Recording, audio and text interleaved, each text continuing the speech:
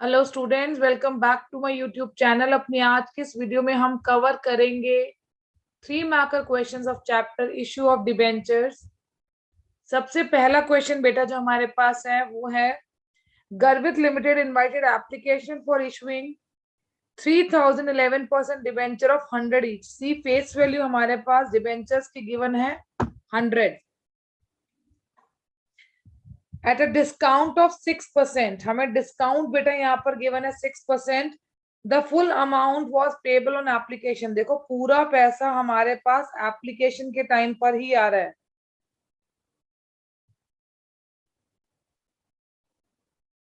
And next it is saying application was received for 3600 debentures. That means this is a case of over subscription. हमारे पास number of debentures जो available है वो है 3000, जबकि हमारे पास application receive हुई है 3600 के लिए। Question is saying debentures were allotted on pro rata basis. देखो प्रो राटा अलॉटमेंट का यहाँ पर कुछ है ही नहीं, because we are getting all the amount in one go. So 600 debentures का जो अमाउंट है वो क्या हो जाएगा, रिफंड हो जाएगा। आई होप यहाँ तक ये क्लियर है। अब हम देखेंगे कैसे जर्नल एंट्रीज पास करनी है for this particular question. See सबसे पहली एंट्री जो हमारे पास होगी that will be bank account debit to debenture application and allotment account. हम एप्लीकेशन और अलॉटमेंट दोनों इसलिए लिखेंगे क्योंकि एप्लीकेशन पर ही हमें लमसम अमाउंट रिसीव हो रहा है। We are receiving amount for 3600 debentures. और कितना अमाउंट रिसीव हो रहा है, अगर डिबेंचर की फेस वैल्यू है 100 और हम 6 रुपीज का डिस्काउंट माइनस करें, वी आर रिसीविंग 94 रुपीज। तो इस हिसाब से जो अमाउंट हमारे पास रिसीव हो रहा है दैट इज 3,38,400। सी जितने अमाउंट से हमने एप्लीकेशन और अलॉटमेंट अकाउंट को क्रेडिट किया है, सेम अमाउंट से हम इसे डेबिट करेंगे। So this is a temporary account, debenture application and allotment account. तो हमें इसे क्लोज करना है by debiting. So we will debit debenture application and allotment account and the same amount 3,38,400 will be written. See, already मैंने अपनी videos में आपको बताया हुआ है कि डिबेंचर अकाउंट में हमेशा डिबेंचर्स की फेस वैल्यू ही ट्रांसफर होती है। So what is the face value of debenture? The face value of debenture is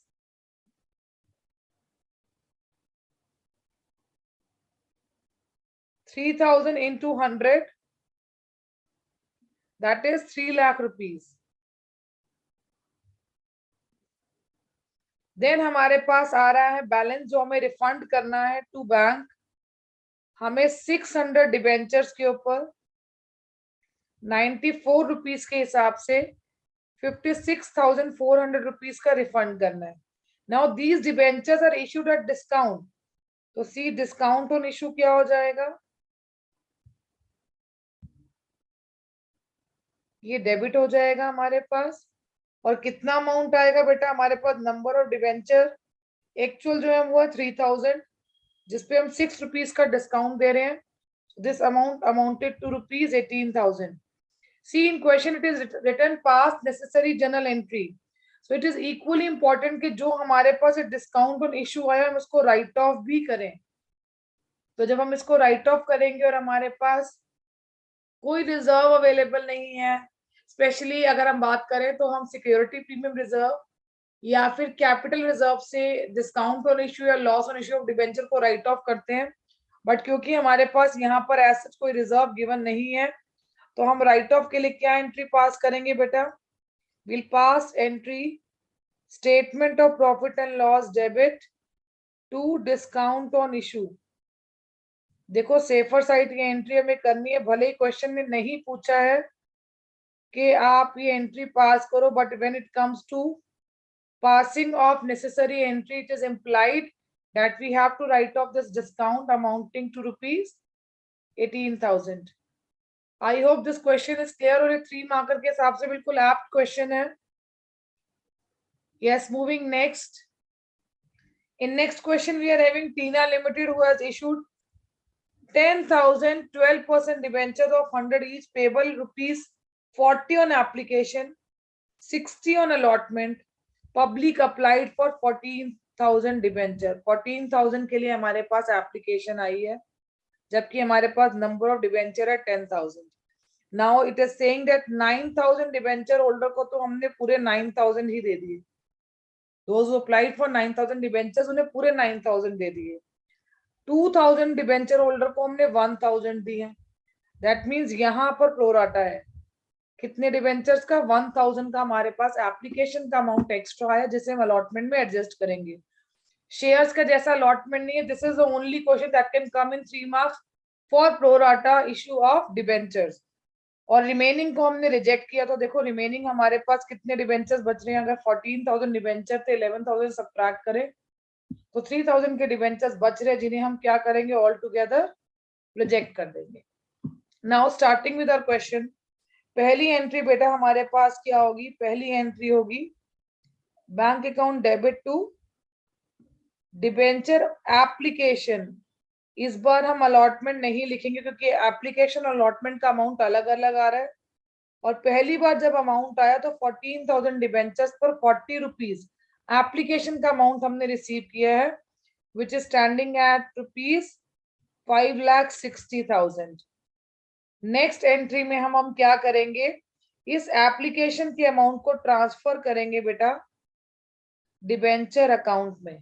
तो debenture application account debit same amount से हो जाएगा 5,60,000. 12% डिबेंचर अकाउंट में वही डिबेंचर हम ट्रांसफर करेंगे जो एक्चुअली हम अलॉट करेंगे. तो हमारे पास नंबर ऑफ डिबेंचर अवेलेबल 10,000 ही है. अगर इसे 40 से मल्टीप्लाई करें तो डिबेंचर अकाउंट में कितना अमाउंट ट्रांसफर होना चाहिए? 4 लाख. अगर मैं रिफंड की बात करूं तो बहुत क्लियरली यहाँ पर दिख रहा है कि 3,000 डिबेंचर्स को हमें रिफंड करना है. इन 3,000 पर 40 रुपीज के हिसाब से हमने कितना अमाउंट रिसीव कर लिया बेटा? 1,20,000. और प्रो राटा अलॉटमेंट कितने डिबेंचर्स पर है? 1,000 पर. तो 1,000 डिबेंचर्स के लिए हम लोग डिबेंचर अलॉटमेंट अकाउंट पहले से ओपन कर देंगे. तो इन 1,000 पर एप्लीकेशन का कितना अमाउंट है? 40,000. So this is the entry that we will pass for allotment of debentures. This is our first entry and this is our second entry at the time when debentures were applied by the debenture holders and amount was received by them. और obviously बात है जो भी हमने debentures allot किए हैं public at large को, फिर उसकी एंट्री हम ट्रांसफर एंट्री करते हैं अलॉटमेंट ऑफ डिबेंचर्स की. ये दो एंट्रीज के बाद नेक्स्ट एंट्री हमारे पास आएगी transfer entry for debenture allotment. तो डिबेंचर अलॉटमेंट अकाउंट डेबिट हो जाएगा और 12% डिबेंचर अकाउंट क्रेडिट हो जाएगा.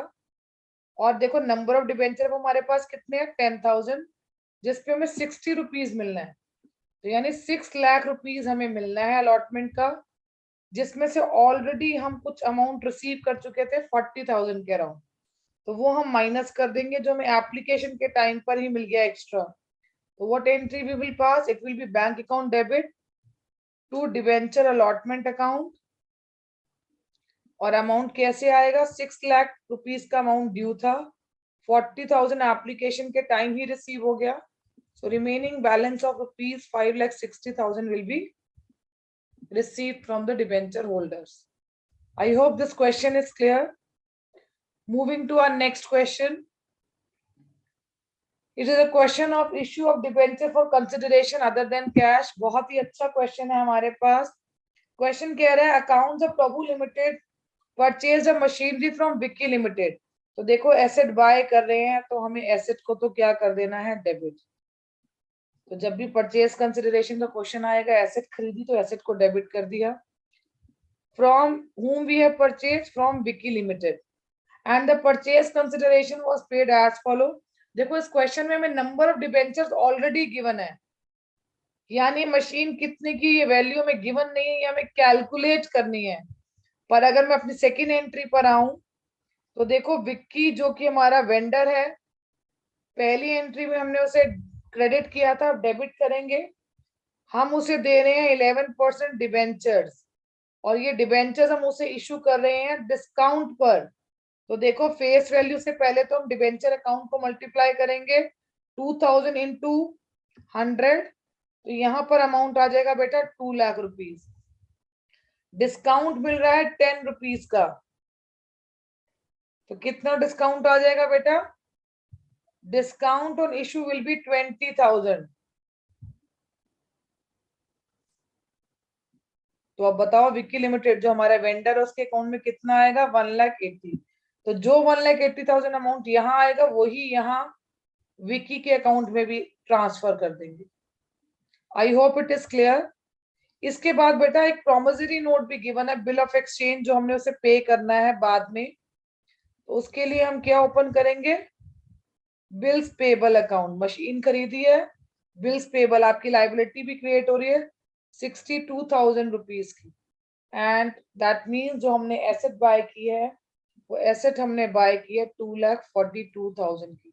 तो यानी ये क्वेश्चन रिवर्स है, पहले आप इस एंट्री को सॉल्व करेंगे तभी आप इस एंट्री के बैलेंसेस को इवैल्यूएट कर सकते हैं। I hope this question is clear. Again it is a very good question which can come for 3 marks. Next question है बेटा हमारे पास, blueprints limited purchased building worth rupees 1,50,000, machinery worth rupees 1,40,000 and furniture worth rupees 10,000 from XYZ company. यानी XYZ company हमारा क्या हो गया? Vendor. And took over liabilities of rupees 20,000 for a purchase consideration other than cash. हमें purchase consideration given है 3,15,000। Blueprint limited paid the purchase consideration by issuing 12% debenture of 100 each at a premium of 5%। तो देखो यहाँ पर हमारे पास consideration face value given है, 100 का debenture है, फेस वैल्यू है, और प्रीमियम है उस पर 5% का। तो पहली एंट्री तो हम लोग क्या पास करेंगे बेटा? सबसे पहले हम डेबिट करेंगे अपनी एसेट्स को। एसेट में सबसे पहले हमारे पास है बिल्डिंग अकाउंट डेबिट। दूसरी एसेट है हमारे पास मशीनरी, तो मशीनरी अकाउंट भी हो जाएगा डेबिट। देन हमारे पास एसेट है फर्नीचर, फर्नीचर अकाउंट भी हो जाएगा डेबिट। लाइबिलिटीज हमारी क्रेडिट हो जाएंगी विद अमाउंट ऑफ 20,000। बिल्डिंग में आएगा 1,50,000, मशीनरी में आएगा 1,40,000 और फर्नीचर में आएगा 10,000। देखो परचेज कंसिडरेशन जिसमें हम XYZ लिमिटेड से बाय कर रहे हैं एसेट, दैट इज 3,15,000। देखो अगर मैं अपनी क्रेडिट साइड का टोटल करती हूँ, दिस इज कमिंग 3,35,000, और यहाँ अगर मैं टोटल करती हूँ इट इज कमिंग 3 लाख। तो जो हमारी बैलेंसिंग फिगर होगी वो इस क्वेश्चन में क्या होगी? Goodwill amounting to rupees 35,000। I hope this question is clear till this point. अब हमें इशू करने हैं डिबेंचर। तो देखो XYZ लिमिटेड जो है ये हमारी वेंडर कंपनी है, तो XYZ लिमिटेड को हम लोग डेबिट कर देंगे with same amount of consideration, that is 3,15,000. Now we are issuing debentures, 12% debenture account को हम क्या कर देंगे? क्रेडिट कर देंगे, और साथ ही हम लोग इन डिबेंचर्स को इशू कर रहे हैं प्रीमियम पर, तो सिक्योरिटीज प्रीमियम रिजर्व अकाउंट भी क्या कर देंगे? क्रेडिट कर देंगे। अब हमें कैलकुलेट करने हैं number of debentures. And how can we calculate number of debentures? देखो ये आप लोग नरेशन में कैलकुलेट कर सकते हैं। आपकी परचेज कंसिडरेशन है 3,15,000, फेस वैल्यू है 100 और प्रीमियम है 5 रुपीज का। अगर मैं नंबर ऑफ डिबेंचर कैलकुलेट करती हूँ, दे आर कमिंग 3,000, तो 3,000 इंटू 5, प्रीमियम का अमाउंट कितना हो जाएगा बेटा हमारे पास? 15,000। सिमिलरली अगर मैं फेस वैल्यू से मल्टीप्लाई करती हूँ 3,000 इंटू 100, मेरे पास डिबेंचर अकाउंट में ट्रांसफर हो जाएंगे 3 lakh rupees. I hope this question is clear. बहुत ही आसान क्वेश्चन है, अगर आप इनको एक दो बार प्रैक्टिस कर लोगे for sure in your coming board exam you will find them really very very easy. Next question है question number 5। Golu limited took over asset of rupees 3,20,000 and liabilities of rupees 30,000 from Yogesh Limited for an agreed purchase consideration of 2,70,000, हमें consideration given है, to be satisfied by issue of 11% debenture of 100 each at a discount of 10%. देखो issue के time पे 10% का discount given है, even redemption भी हम 5% के प्रीमियम पर कर रहे हैं, तो it is one of the best question I could say for practice. तो पहले तो हम सबसे पहले एंट्री पास करेंगे जब हमने एसेट जो है वो टेक ओवर की, तो we will debit assets account by ₹3,20,000 and we will credit liabilities with amount of ₹30,000. Now we have purchased them from Yogesh, who is our vendor, at a purchase consideration of ₹2,70,000. अब इस question में हम देख सकते हैं कि हमारा credit side का टोटल 3 लाख आ रहा है, जबकि डेबिट साइड का टोटल 3,20,000 आ रहा है। तो इस केस में हमारी बैलेंसिंग फिगर क्या होगी बेटा? हमारी बैलेंसिंग फिगर होगी कैपिटल रिजर्व और amount is 20,000। With this we are done with our first entry. First entry बहुत आसान है। नेक्स्ट एंट्री में हमें योगेश को डिबेंचर्स इशू करने हैं, तो योगेश लिमिटेड डेबिट हो जाएगी,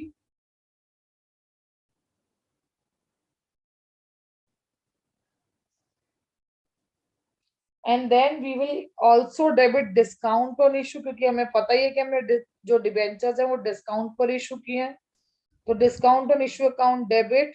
also we are going to give premium on redemption, तो ये लॉस ऑन इशू में आ जाएगा, तो loss on issue account debit, and then we are issuing 11% debentures, और प्रीमियम और रिडम्पशन भी हम लोग क्रेडिट कर देंगे। अब सबसे इंपॉर्टेंट है ये जानना कि हमारे नंबर ऑफ डिबेंचर्स कितने होंगे। देखो हमारा परचेज कंसिडरेशन का अमाउंट कितना है? 2,70,000 जो हमने योगेश में क्रेडिट किया है। अब हम इसे डिवाइड करेंगे 100 माइनस 10 जो हमारा डिस्काउंट है। इस तरह से जो नंबर ऑफ डिबेंचर्स हमारे पास निकल के आएंगे, दे आर 3,000। अगेन 3,000 इंटू 100, मेरा डिबेंचर अकाउंट में अमाउंट कितना आ गया? 3 लाख। अब प्रीमियम ऑन रिडम्पशन भी नंबर ऑफ डिबेंचर्स पे कैलकुलेट होगा 5%। अगर हम फेस वैल्यू का करते हैं तो ₹5 का प्रीमियम ऑन रिडम्पशन है, सो दिस अमाउंट इज 15,000। जितने का प्रीमियम ऑन रिडम्पशन है उतने का ही लॉस ऑन इशू होगा 15,000। सी योगेश में वही अमाउंट आएगा जो हमने योगेश में पहली एंट्री में क्रेडिट किया था। डिस्काउंट कितना है? अगर 3 लाख वाले डिबेंचर्स 2,70,000 में हम लोग इशू कर रहे हैं, मतलब अमाउंट ले रहे हैं अपने डिबेंचर होल्डर से, that means we are giving them a discount of ₹30,000। Again the question is saying journalize, तो ये एंट्री पास करने के बाद हमें डिस्काउंट ऑन इशू और लॉस ऑन इशू को भी राइट ऑफ करना है।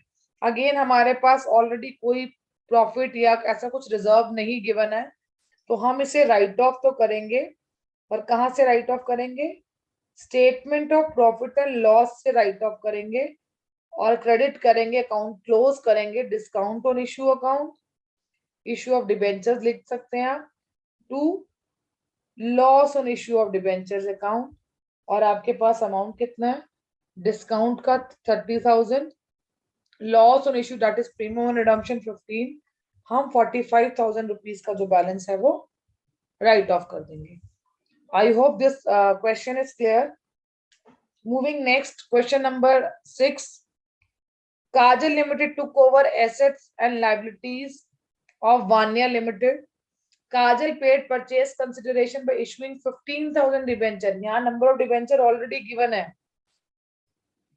of ₹100 each at a premium of 10% and accepting a bills payable of 3,50,000. Repayable भी हम कर रहे हैं प्रीमियम पर, यानी यहाँ पर अगेन हमारे पास प्रीमियम ऑन रिडम्पशन आ गया। तो पहली एंट्री एसेट्स अकाउंट डेबिट, हमने कितने की एसेट टेक ओवर करी है? 23 लाख। और जो हमारी लाइबिलिटीज है, our liabilities are for ₹8 lakh. Right, यहां तक हमारा क्वेश्चन क्लियर है। वान्या लिमिटेड से जो हमारा परचेज कंसिडरेशन सेट हुआ है, that is 15,000 debenture of 100 each और प्रीमियम भी है। तो अभी ये अमाउंट अभी मैं नहीं लिख रही हूँ। और हम एक बिल्स पेबल भी एक्सेप्ट कर रहे हैं being Kajal limited, and that amounted to rupees 15,000, sorry that amount to rupees 3,50,000। 3,50,000 का हमारे पास बिल्स पेबल है। Now to know the value of consideration, मुझे पहले सेकेंड एंट्री भी पास करके देखनी पड़ेगी। अब अगर मैं सेकेंड एंट्री पर आती हूँ तो मेरे पास वान्या लिमिटेड में कितना अमाउंट डेबिट करना है अभी नहीं पता। Let it be like this only. मुझे 9% डिबेंचर अकाउंट में पता है कितना अमाउंट ट्रांसफर करना है। मेरे पास नंबर ऑफ डिबेंचर्स है 15,000 जिनकी फेस वैल्यू है 100। तो यानी मुझे डिबेंचर अकाउंट में ट्रांसफर करना है 3 लाख रुपीस, राइट। अब इसके बाद मेरे पास सिक्योरिटी प्रीमियम रिजर्व है। अगर मैं सिक्योरिटी प्रीमियम रिजर्व अकाउंट की बात करूं तो मेरे पास 15,000 डिबेंचर्स के ऊपर जो प्रीमियम है that is ₹10। That means it is coming at ₹1,50,000। Last is premium on redemption, वो भी गिवन है यहाँ पर क्वेश्चन में। और कितना गिवन है बेटा प्रीमियम रिडम्पशन? 5%, यानी 15,000 इंटू 5, तो कितना अमाउंट आ गया? 75,000। तो यही सेम अमाउंट मेरा क्या हो जाएगा जो प्रीमियम ऑन रिडम्पशन है, that will B amount of loss on issue of debenture, that is 75,000। तो अब अगर मैं इन दोनों को ऐड करूं और ये 75,000 सब्ट्रैक्ट करूं, I get my balancing figure as balance of Vanya limited which is coming 16,50,000। तो जो 16,15,000 मैंने यहाँ लिखा है वही अमाउंट मेरा वान्या लिमिटेड में यहाँ भी आ जाएगा। And the moment I will write it here, मैं अब इस साइड का टोटल करूंगी क्रेडिट साइड का, उसमें से जैसे डेबिट का बैलेंस माइनस करूंगी मेरे पास बैलेंस बच रहा है बेटा डेबिट साइड पे, जिसे मैं टर्म करूंगी goodwill, and that amount to ₹5 lakh. आप देखो टोटल करोगे 16 लाख प्लस 3,50,000 20 लाख प्लस 28 लाख आ रहा है आपको क्रेडिट साइड का टोटल। जैसे ही आप इसमें से 23 लाख रुपीज माइनस करोगे will get a balancing amount of ₹5 lakh in goodwill. I hope this question is clear. अब इस क्वेश्चन में भी बेटा हमारे पास लॉस ऑन इशू है 75,000 का और सिक्योरिटी प्रीमियम रिजर्व है हमारे पास 1,50,000 का। अगर मान लो क्वेश्चन सिर्फ कह रहा है पास नेसेसरी जर्नल एंट्री और मुझे loss on issue right of करना है, what is amount of loss on issue? Loss on issue बेटा हमारे पास है 75,000 रुपीज का, जबकि सिक्योरिटी प्रीमियम रिजर्व हमारे पास कितने का क्रिएट हुआ? 1,50,000 का। तो यानी उस सिक्योरिटी प्रीमियम रिजर्व में से मैं बहुत इजीली लॉस को राइट ऑफ कर सकती हूँ which is amounting to ₹75,000। So a very good question practice के लिए, क्योंकि लॉस और इशू को भी हमने राइट ऑफ करना सीख लिया। पहले केसेस में हमारे पास कोई रिजर्व नहीं था तो हमने स्टेटमेंट ऑफ P&L से लॉस और डिस्काउंट ऑन इशू को राइट ऑफ किया था। इस क्वेश्चन में हमारे पास premium on redemption which is loss on issue, उसको राइट ऑफ करने के लिए सिक्योरिटी प्रीमियम रिजर्व था तो हमने वहां से इसको राइट ऑफ कर दिया। I hope it is clear.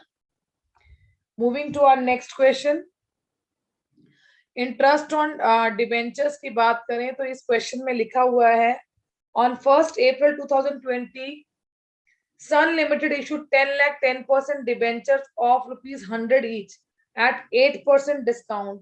Interest on these debentures was to be paid yearly, which was duly paid by the company. Yearly मतलब साल में एक बार ही आपको इंटरेस्ट देना है। आपसे एंट्रीज पूछ रहा है, यहाँ लिख देती हूँ मैं क्योंकि 3 मार्क करिए, generalized for interest on debentures. आपको सिर्फ डिबेंचर के इंटरेस्ट की एंट्री करनी होगी। अगर अदरवाइज जर्नलाइज लिखा होगा तो आपको इशू से एंट्री पास करनी पड़ेगी। यहाँ जर्नलाइज मींस आपको 3 मार्कर क्वेश्चंस की मैं प्रैक्टिस करा रही हूँ तो आप इंटरेस्ट की ही एंट्रीज यहाँ मुझे पूछनी थी। इस क्वेश्चन में ये एडिशन है, generalized for interest on debentures. तो देखो बेटा हम हमेशा इंटरेस्ट कैलकुलेट करते हैं फेस वैल्यू पर, राइट। तो हमारी फेस वैल्यू कितनी है? 10 लाख रुपीज, और अगर मैं इसका 10% इंटरेस्ट कैलकुलेट करती हूँ ईयरली तो इट इज कमिंग 1 लाख। बहुत ही इजी एंट्रीज है इसकी। देखो we all know that expenses are debited, interest on debenture account हमारे लिए फाइनेंस कॉस्ट है, इसको डेबिट करेंगे and this amount is due to debenture holder, तो डिबेंचर होल्डर को क्या कर देंगे, क्रेडिट कर देंगे। और ये एंट्री पास करेंगे हम 31 मार्च 21 को। कितना अमाउंट, 1 लाख, 1 लाख। और ये जो अमाउंट हमने ट्रांसफर किया है सेम डेट पर अब हम डिबेंचर होल्डर्स को पे कर देंगे। So what will be the entry, entry will be debentures holder account debit to bank account and amount is 1 lakh, 1 lakh. ये हमारी दो एंट्रीज है जहां पर हमने इंटरेस्ट ऑन डिबेंचर जो है वो अपने डिबेंचर होल्डर को ड्यू किया एंड देन पे किया। Then again on 31 March this amount of interest will be transferred to statement of profit and loss। तो हम क्या एंट्री पास करेंगे, statement of profit and loss debit to interest on debentures account. और amount हमारे पास कितना आएगा बेटा, 1 लाख ही आएगा। रिमेंबर ये क्वेश्चन ईयरली है, हाफ ईयरली नहीं है कि आप कई लास्ट एंट्री में इस अमाउंट को डबल कर दें। ईयरली इंटरेस्ट है, हमने पूरे साल का इंटरेस्ट 10 लाख पर कैलकुलेट किया, 10% it is coming 1 lakh and then we will pass these entries। I hope this question is clear। 3 marker के हिसाब से अच्छा क्वेश्चन है एग्जामिनेशन पॉइंट ऑफ व्यू के लिए। अब देखो इस क्वेश्चन में बहुत स्पेसिफिकली है written pass journal entry for debenture interest paid on 31 March, तो यानी इंटरेस्ट की एंट्रीज ही आएंगी अगर 3 मार्क का क्वेश्चन आएगा। क्वेश्चन कह रहा है ए लिमिटेड ने इशू करें 2008% debenture of 100 each.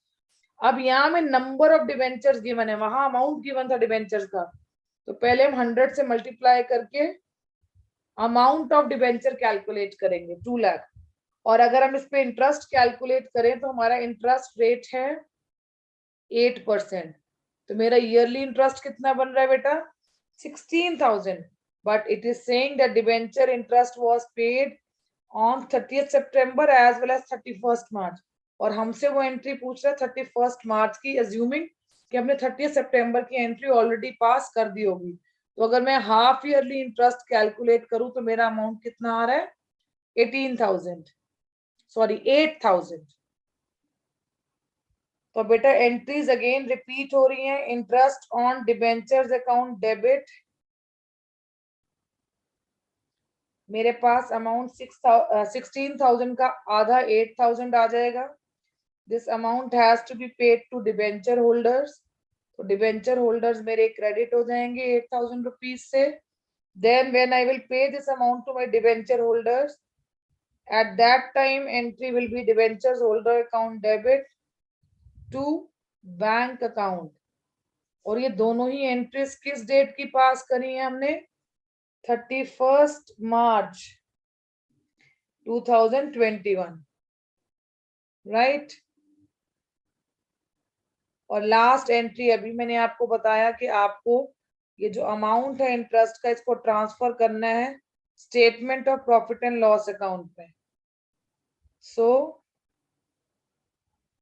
Statement of profit and loss debit to interest on debenture. But please take care, अब इस क्वेश्चन में हमें हाफ ईयरली इंटरेस्ट गिवन था, but now we are going to close our statement of P&L। 2 बार interest हमने calculate किया है, एक बार 30 सितंबर को और एक बार 31 मार्च को। दोनों अमाउंट्स को ऐड करेंगे and here we will write amount of 16,000। I hope this question is clear. और इसके साथ 3 मार्कर क्वेश्चंस आपके पूरे कवर हो जाएंगे। लास्ट क्वेश्चन हमारे पास है debentures issued as collateral securities. अब देखो यहाँ पर हमने डिबेंचर को एज कोलेटरल सिक्योरिटी रखवाया, तो क्या एंट्रीज हमारे पास होंगी। सबसे पहले हम एंट्री पास करेंगे लोन लेने की, तो क्या एंट्री पास होगी, when the loan is being taken entry will be bank account debit to bank loan. और हमने कितने का लोन लिया है बेटा, we have taken loan of rupees 2 lakh from HDFC bank. See मैंने सभी क्वेश्चन में नरेशन नहीं किया है, narration I think you can write on your own. Next entry जो हम पास करेंगे that is debenture suspense account debit to debenture account. तो अब हम नेक्स्ट एंट्री पास करेंगे, that is debenture suspense account debit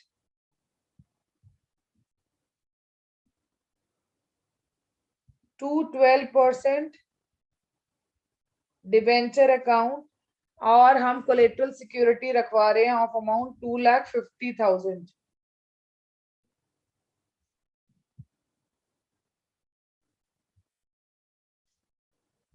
With this we are done with our journal entries.